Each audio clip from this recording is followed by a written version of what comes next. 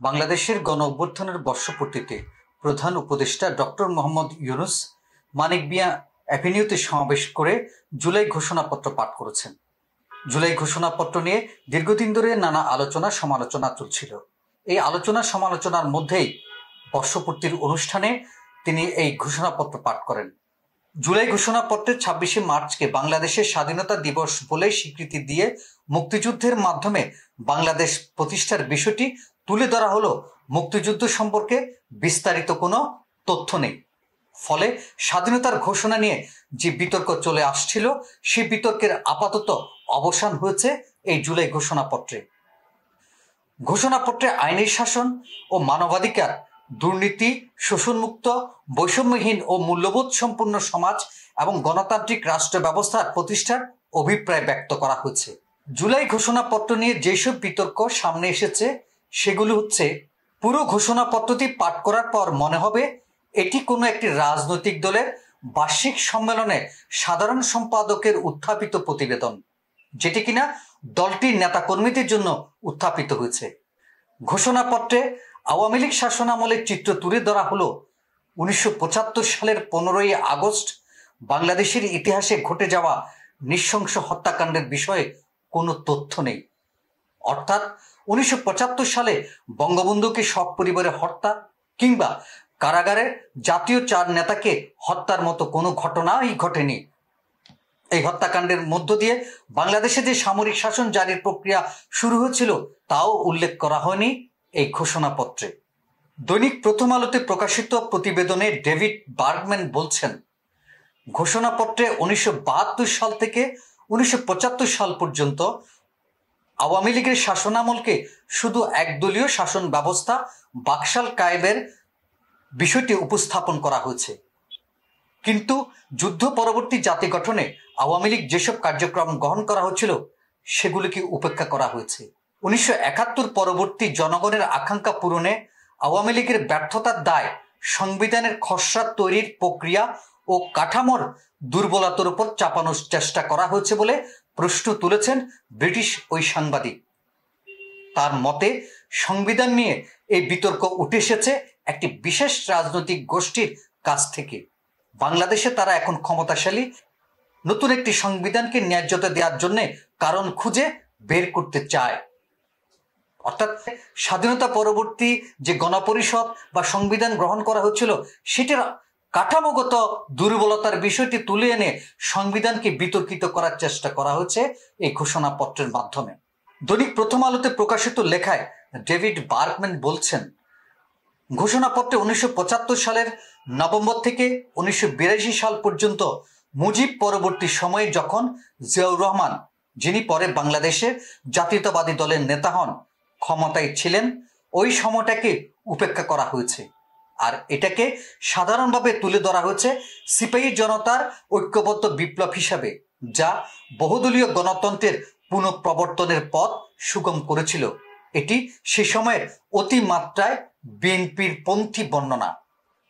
১/১১ সম্পর্কে ঘোষণাপত্রে প্রদত্ত বক্তব্যের বিরোধিতা করে ব্রিটিশ ওই সাংবাদিক বলেন, প্রকৃতপক্ষে এটি হয়েছিল বিএনপি সরকার যখন নির্বাচনে কারচুপি করার চেষ্টা করছিল, আর এই কারচুপি থামানোর একমাত্র পথ ছিল সেনাবাহিনীর হস্তক্ষেপ।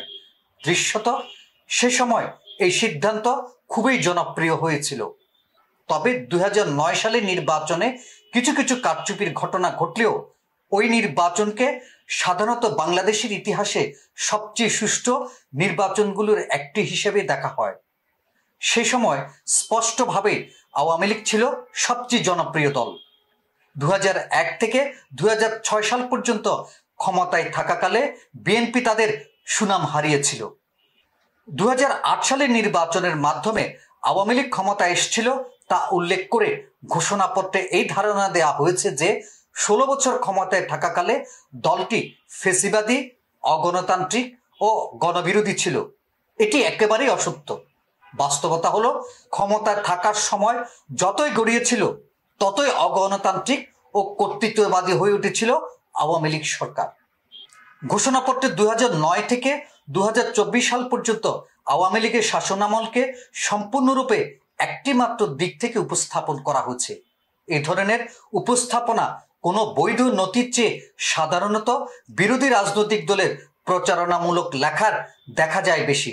অর্থাৎ কোনো রাজনৈতিক দল বা ওই সরকার বিরোধী কোনো রাজনৈতিক দল যখন কোনো লিফলেট করেন, তারা যখন প্রচারণা যান, সেই লিফলেটের আকারে সেটিকে উপস্থাপন করা হয়েছে। অনেকটা এটা বলা যায় কোনো একটি রাজনৈতিক দলের লিফলেট আকারে সেটি প্রচারণায় নিয়ে আসা হয়েছে।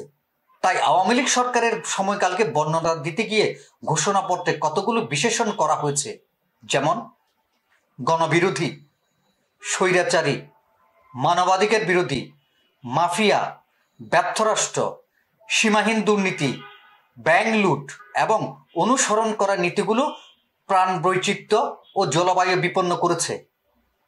এই বর্ণনাগুলোর কয়েকটি অবশ্য সত্য, কিন্তু ঘোষণাপত্রে আওয়ামী লীগের অন্য আরেকটি দিক পুরোপুরি বাদ দেওয়া হয়েছে।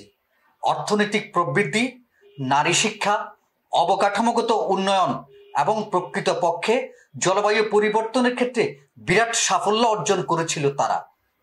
আওয়ামী লীগ সরকারে থাকাকালে একই সঙ্গে দুটি বয়ানই ছিল, তবে সময় গড়ানোর সঙ্গে সঙ্গে ইতিবাচক বয়ানগুলোকে ছাড়িয়ে যায় নেতিবাচক বয়ানগুলো। ঘোষণাপত্রে আরো বলা হয়েছে, অনুচ্ছেদ 11, ঘোষণাপত্রের অনুচ্ছেদ 11, যেহেতু শেখ হাসিনার ফ্যাসিস্ট সরকারের বিরুদ্ধে রাজনৈতিক দল, ছাত্র ও শ্রমিক সংগঠন সহ সমাজের সর্বস্তরের জনগণ গত প্রায় 16 বছর যাবৎ নিরন্তর গণতান্ত্রিক সংগ্রাম করে জেল, জুলুম, হামলা, মামলা, গুম, খুন ও বিচার বহির্ভূত হত্যাকাণ্ডের শিকার হয়। ঘোষণাপত্রে বর্ণনা করা এসব ঘটনা ঘটেছিল, তবে এখানে যেভাবে অতিরঞ্জিত করে বর্ণনা করা হয়েছে সেভাবে ঘটেনি। ঘোষণাপত্রের সংবিধানের 106 অনুচ্ছেদের অধীনে 2024 সালের 8ই আগস্ট সুপ্রিম কোর্টের দেয়া মতামতের কথা উল্লেখ করা হয়েছে, যেটি অন্তর্বর্তী সরকারকে বৈধতা দিয়েছে বলে দাবি করা হয়েছে। তবে স্বাক্ষরকৃত এই আদেশ কেউ দেখেনি। বিচারকরা আদৌ কখনো স্বাক্ষর করেছেন কিনা তা নিয়ে প্রশ্ন রয়েছে। ফলে এটি ভবিষ্যতে বাংলাদেশে নানা সমস্যা তৈরি করবে বলে মনে করছেন বিশেষজ্ঞরা। ডেভিড বার্গম্যান, যিনি বাংলাদেশের অন্যতম আইনজ্ঞ ডক্টর কামাল হোসেনের জামাতা হিসেবে পরিচিত, তিনি দৈনিক প্রথম আলোতে প্রকাশিত প্রতিবেদনে বলছেন, ঘোষণাপত্রে বলা হচ্ছে পরবর্তী নির্বাচনে নির্বাচিত সরকারের সংস্কারকৃত সংবিধানের তফসিলে এই ঘোষণাপত্র সন্নিবেশিত থাকবে। এমন একটি ঐতিহাসিক ও রাজনৈতিকভাবে পক্ষপাতমূলক দলিল যদি সংবিধানে অন্তর্ভুক্ত করা হয়, তবে তা অবশ্যই লজ্জাজনক হবে। 2024 সালের আগস্টে যখন অধ্যাপক ইউনূস দেশের অন্তর্বর্তী সরকারের প্রধান হিসেবে নিয়োগ পান, সেটি ব্যাপক জনপ্রিয় হয়েছিল, মূলত এজন্য যে তিনি আওয়ামী লীগের নিপীড়নের শিকার হয়েছিলেন।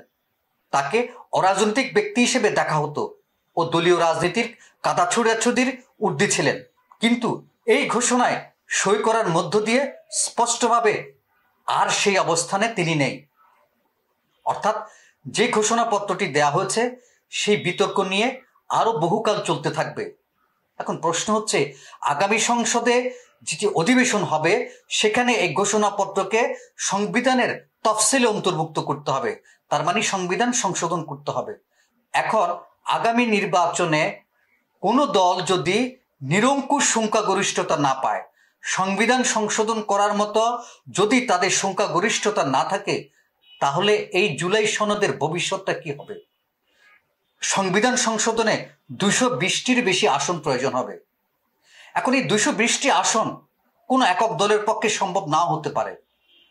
এখন যারা নির্বাচন করছেন, যারা নির্বাচিত করবেন, সে নির্বাচিত দলগুলো কি সেই সময় এই ঘোষণাপত্রে একত্রিতভাবে এক জায়গায় থাকবেন? সে প্রশ্নগুলো থেকে যাচ্ছে। ঘোষণাপত্রের নানা অসঙ্গতির মধ্যে সবচেয়ে বড় অসঙ্গতি যেটা দেখা যাচ্ছে সেটা হচ্ছে গণঅভ্যুত্থানে আসলে কতজন লোক মারা গেছেন। গণঅভ্যুত্থানের পরে জাতিসংঘের একটি প্রতিনিধি দল এইসব ঘটনা তদন্ত করেছে। সেটা নিয়ে অন্তর্বর্তী সরকার ব্যাপক প্রচারণা করেছেন। সেখানে বলা হয়েছে এই ঘটনায় 1400 জনের মৃত্যু হয়েছে। অন্তর্বর্তী সরকার যে গ্যাজেট নোটিফিকেশন করেছেন, সেই গ্যাজেট নোটিফিকেশনে তারা 844 জন এই গণঅভ্যুত্থানে মারা গেছেন বলে তারা উল্লেখ করেছেন। স্থানীয় মানবাধিকার সংস্থা HRSS তারা বিষয়গুলো তদন্ত করে দেখেছেন। তারা বলছেন যে গণঅভ্যুত্থানে 875 জনের মৃত্যু হয়েছে। এই যে মৃত্যুর বিষয়টি, সেটিও পরিষ্কার করতে পারেনি এই জুলাই ঘোষণায়। জুলাই ঘোষণায় বলা হয়েছে প্রায় 1000 জন গণঅভ্যুত্থানে মৃত্যু হয়েছে। তার মানে এখন কোনটা সঠিক বলে ধরে নেওয়া যাবে? তাহলে কি ওই জাতিসংঘের যে প্রতিবেদন 1400 সেটি মিথ্যা? সরকারের যে গ্যাজেট নোটিফিকেশন 844 জনের সেটি সত্য না সেটি মিথ্যা? মানবাধিকার কমিশনের 875 সেটি সত্য না সেটি মিথ্যা? অথবা ঘোষণাপত্রে 1000 জনের প্রায় 1000 জনের মৃত্যু। এই প্রশ্নগুলো ভবিষ্যতে অনেক কিছু জন্ম দেবে, অনেক প্রশ্ন উত্থাপন করবে। সবকিছুই সময় বলে দেবে। আর সেজন্য অপেক্ষা করতে হবে, দেখতে হবে ভবিষ্যৎ কোন দিকে যাচ্ছে। আজ এ পর্যন্ত, আগামীতে কথা হবে অন্য কোনো বিষয় নিয়ে। সে পর্যন্ত ভালো থাকুন, সুস্থ থাকুন।